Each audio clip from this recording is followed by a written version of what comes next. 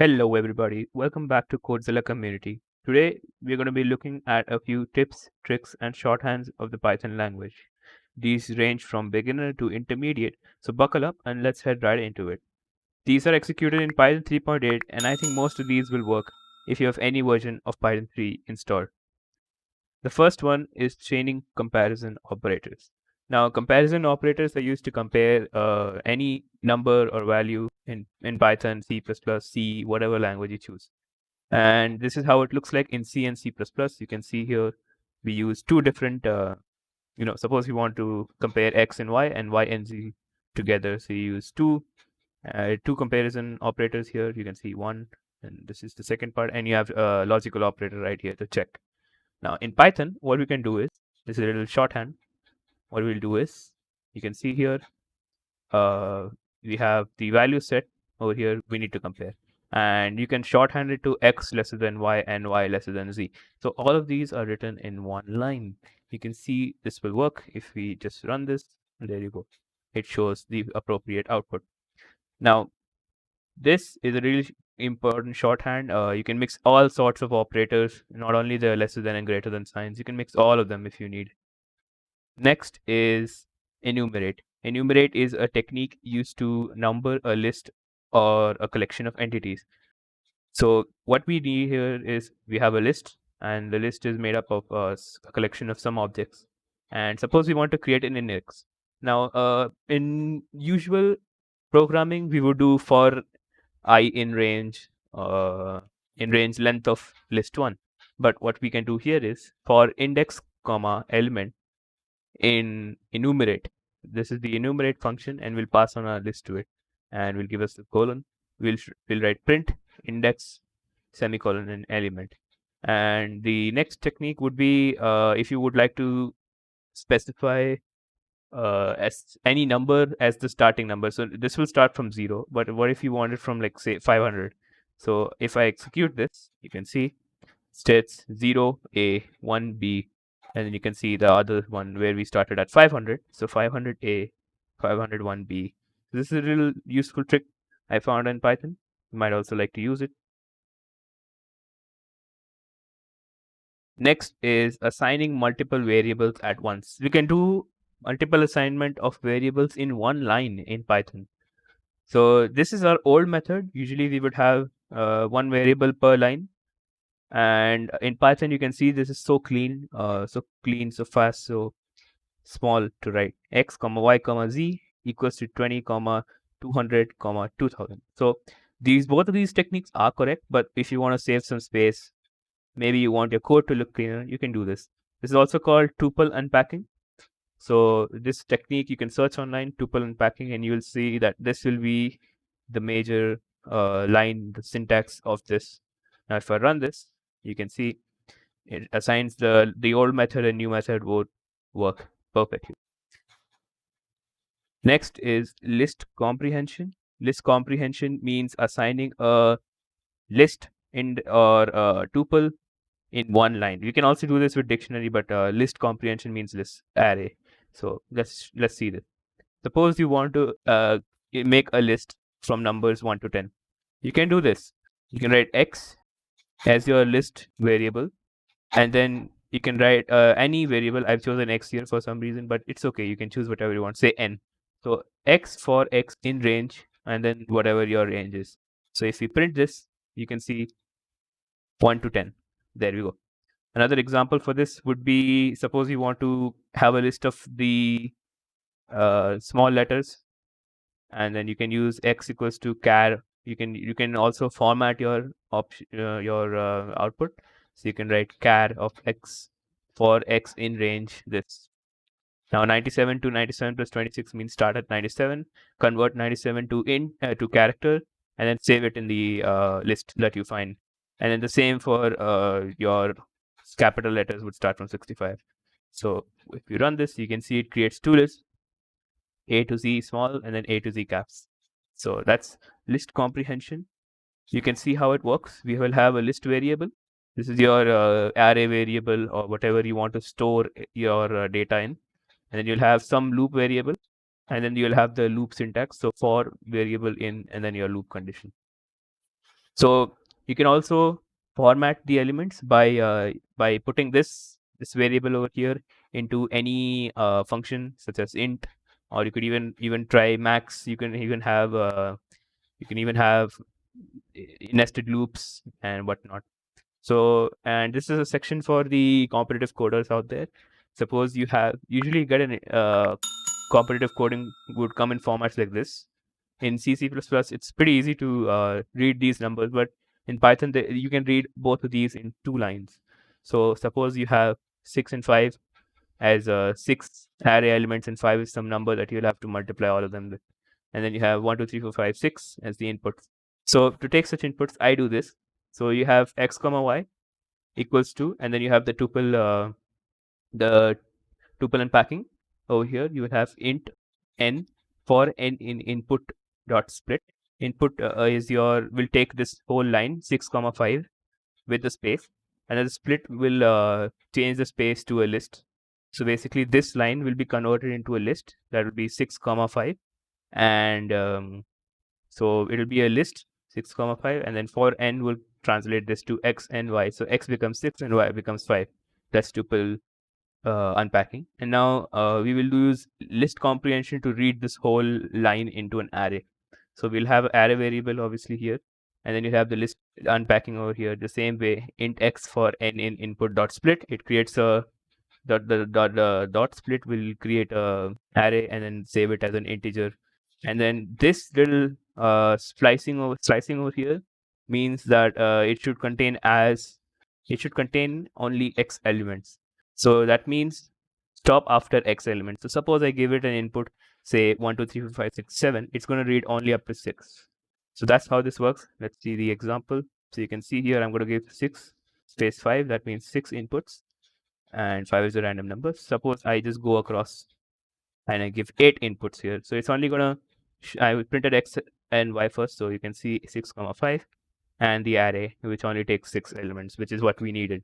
So this is all of you for you competitive coding people out there. Next is generator objects. Now here we will be using a list that would be saved. Similarly, generator objects would be using a tuple that will not be saved, and it's faster in case of some list comprehension. So the first one, let's see the normal example. The normal example is our list comprehension. You can see here it forms a list because it's square brackets.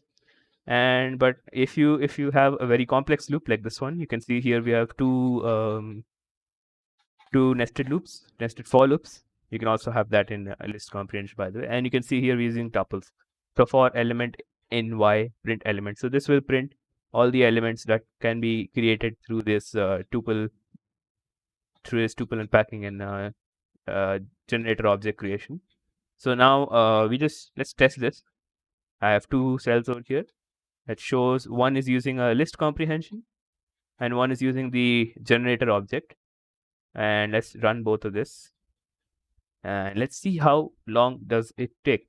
Now I've tested this before, and it should take around 20 plus seconds for the above one, and also 20 plus seconds for this one. But this tuple will take more time than the list will take more time than the tuple. Let's see if it's true. Let's see. You see 32.9 seconds for the list comprehension method. And let's see how long this takes. It's just started running, so it's going to take another 30 seconds. I think it should take less than 30. 21.5 seconds. So we shaved out almost 10 seconds from this. So you can see how different they are. One uses lists and one uses tuples. So one uses the generator object tuple. So, and the loops is the same, by the way. So you can see you can use this. And next would be a few Easter eggs. Python has its Easter eggs, by the way. And let's see the first one. So what if you want your old style C, C++ style brackets as your indenting instead of the tab space indenting? So you can use from underscore future underscore import braces. So if you run this, you can write your code in your bracket form. Oh, wait a second. Can we? From future import braces? Not a chance. It says you will never be able to do it. Good job, Python developers. Now this prints the Zen of Python. It's a little poem that those guys wrote. You can read it if you want it. You can just import this and then it'll print this by itself. You can see by Tim Peters. The next is import anti-gravity. This is a little comic that tries to tell people that Python is the better language for programming. So if I run this, it should open a new window on xkcd.com. So there you go. There it opens the comic, and you can read through this comic if you would like. You can pause the video and do it, but it's right here. So the next is import hello. Now instead of writing hello world, they have just done a little function that prints hello world, and you can see that's the first and the last. This is probably the smallest code that I've ever seen to print hello world, except for Code Golf, which Code Golf is basically a practice where you can compete with your other coders and developers online to see who can do the task in the least amount of characters per code. So you can check that out, Code Golf at Stack Exchange, if I'm not wrong. Next is step increments in slice operators. So a slice operator is where you take a part of your array or tuple, and step increments is basically how many increments would you like. So suppose we have this list with all the elements from 1 to 10, obviously, and then you print the x, and then you have the slice operator over here. So it prints this is the normal slicing. The slice operator is basically this, and this prints the 4th to 8th element of the list. So you can see that there you go, you have 4th to 8th element, and this is the whole list. So then the part where you want is this is the slicing of the increment operator. So this tells, so we have a list from 1 to 100, 1 to 99, and then we have this saying that select the 5th to 50th element, and then select every third element from that. So let's see if we can see what the output is. You see 5, 8, 11. So it's incrementing of 3. It's taking every third element from the 5th element in the array. So you can see how that works. Next is the same method. You can use the reverse. You can reverse the list using it. Now suppose we have a list that goes from 1 to 10 again. Now I'm ordering the elements in increments of -1. So it starts from x minus 1 to x minus len x. So that basically when you start from x minus 1, when you give the index as -1, it goes to the last element of the array. So if you go to the last element and then order it from reverse, what would you get? You get a reverse list. Let's see if this works.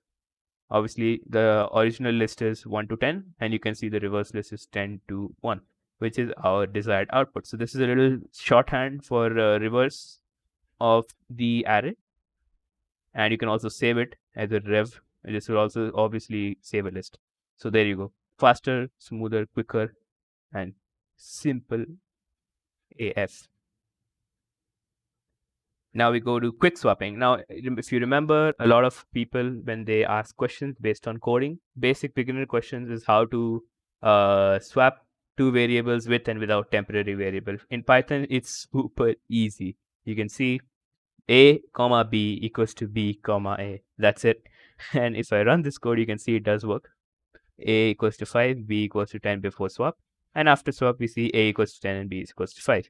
So there you go. That's the smallest, probably the smallest code that you can get to swap two numbers. Next is name formatting. Now, name formatting is a way to format your strings using the dot format operator. This is in Python 3, by the way.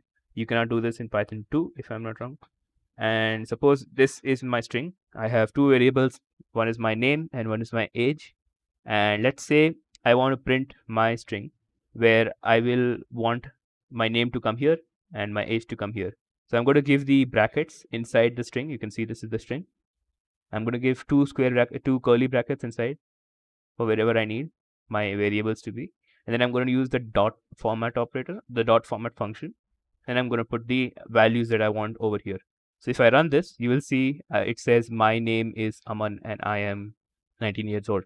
So the next is maybe you would like to customize where you'd like the variables. This is a little fun thing you can do in Python. So this is the first output. You can see it works fine. Now the next thing is maybe you want to reverse it. So you can write age comma name instead of the default thing. So it says my name is 19. I am Aman years old. So that's a little trick that you can do. But this one is a little different. You can even use the same variable. So you don't have to give two. You can just say name, and it'll say my name is Aman. I am Aman years old. And then this is, suppose you want to specify what variable you want. So you can write here your variable name over here, some variable name over here, and then you can say name equals to name. That means your name will be taken from this variable, and this age will be taken from this variable over here. So that's why it prints the normal one again. So this is basically the same first one. But what if you want to change the values? So yeah, and don't want to change the order. So you can write here name, and you can write here age, but you can write name equals to age and age equals to name. How cool is that? And it literally does what it tries to do. My name is 19. I am 1 years old. So that is a little quick method to change and format and customize as per you need. Next is tuple unpacking. Tuple unpacking, we saw a few techniques before. We could use your list. List comprehension was one of them. Now tuple unpacking, this is a different method of tuple unpacking where you can see we have an unknown number of inputs. So in our line, in that competitive coding section, we saw we had 6 inputs. So we were ready for 6 inputs. Suppose we don't have any number of inputs. You can say first comma second comma star rest. Star rest means you don't know the amount, and it's gonna be it's gonna change it into a list. So you can say first comma second, and then rest star rest equals to int x for x equals to input dot split. So input dot split is gonna be your whatever numbers you enter. So it's gonna take the first one as first, the second input as second, and anything from the third is gonna be the rest. It's gonna be stored in rest. So let's see. Let's give in some few numbers. Suppose 1 to 7, but we've only coded for 3. Let's see how Python handles this. So you can see it prints 1, it prints 2, and then it prints 3, 4, 5, 6, 7 in as a list. So that means rest has taken in all the rest of these values. The values from 3 to 7 that could not be fit into these are stored in a list, and you can have the variable name as to whatever you want. Now another method to this would be, suppose you don't know how many elements you get, but then you know that the first and your last element is what you need. So you can do first, star, middle, and end, and the same your input method. And then you have first, middle, and end. I'm going to do the same thing again. This time I'm going to give it a few numbers again. So let's see, 6, 7, 8. There you go. Now you have 1 to 8, and you know that you want to use 1 and 8 only. So if I give an enter, you can see it stores 1 as first, stores 8 as end, but then the middle elements are all stored in middle, which is what you want. And this, you can also do it in the first one. I'm not sure about that, but yes, these work. The one before and this one does work. Next is the inbuilt power function's third argument. So power function, usually you will use 2 arguments, which is the x raised to power y part. But the third argument also does the modulus. So if you want a quick modulo that can be done instantaneously, you can do it. So this only uses the power inbuilt function, the inbuilt power function, but not the math.power function. So you gotta watch out.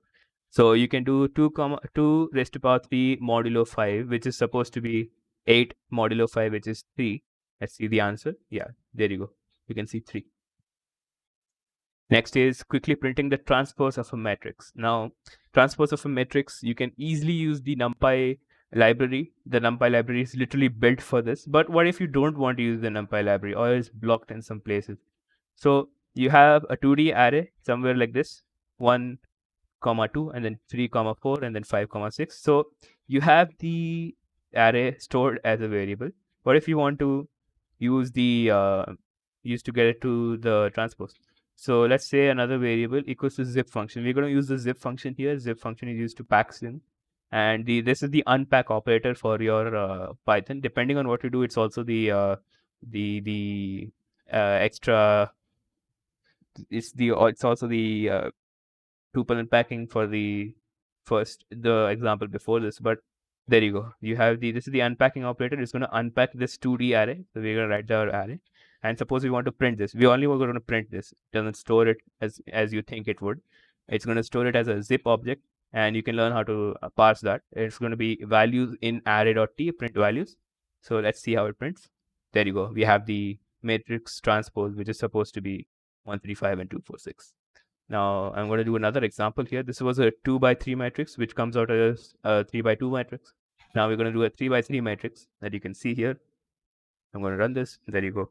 1, 2, 3 has become 1, 2, 3 as vertical from horizontal, and then 4, 5, 6 should come like this, and 7, 8, 9 should come like this. So you can use this to easily tune your things or whatever you need.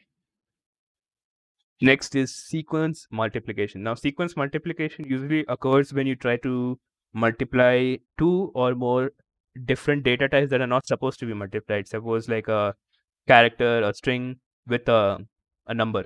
So that's how this works, and usually it's used to repeat some patterns. So you can see if I run this, we have a string over here multiplied by 3, and then you have a list over here multiplied by 3, and then you have a tuple over here multiplied by 2. If you print all of this, you can see x, y, z, x, y, z, x, y, z. It's repeated over here, and then you see the list has become 1 and repeated. So 1, 2, 3, 1, 2, 3, 1, 2, 3. That's the repeated. So it becomes basically a repeater. And if you see this, do not think that it multiplies everything by 2. Okay. Next is the in operator. Now, the in operator is usually a keyword. You must have known about this if you study Python from the basics, you should know about the in operator. But the most important usage of the in operator that I have personally seen is to find substrings in strings. And suppose I have a string A, B, C, and then a bigger string some random strings. Let's see if A, B, C is in the string or not. So you can see it's there. You can just write A in B, if A in B, obviously not B in A, if A in B. And you can do the same for, suppose if you want to find an element in the list. So like if you want to find 1 in a list of the first 10 numbers, so you can write if 1 in, and then your list. So that also works. Next is the underscore operator and the interactive Python shell. So interactive Python shell is basically what IPython is trying to do. This is Jupyter Notebooks, by the way. And if you know about command line running of Python, then you know that once you get the triple brackets, the triple greater than sign, that means that you are in the interactive Python mode. And if you use the underscore operator, that means that you are going to be printing the last value that had been stored. So let's try to run this. So the underscore operator holds the value of the last printed item. Let's print underscore. So you can see 3 was last printed according to this, which is fine. It is not perfect, but hey, this works better in the command line version of Python, not in IPython. Now, next and last should be return multiple values from a function. Now, this is one of the most important features of Python, in my opinion. You don't need to have a list of, or you don't need to have you don't have to return a list. You don't have to return a huge array. You don't have to use call by reference, sending the addresses using the pointers and all in C++. That's how you usually return multiple values. You can see how quick it is to write a small calculator. Now, I have defined this function as taking two ints A and B and returning the sum, difference, product, and division, the division of the numbers, assuming B is not 0. So you can see I've already again used tuple unpacking, and again I've used tuple unpacking to find out this, and then calculator 10, 5. So if we print this, you can see it calculates A plus B, A minus B, A star B, and A divided by B. So that is it for this session. I hope you learned something from this. Subscribe to Codezilla community for more informative content like this. See you later, guys.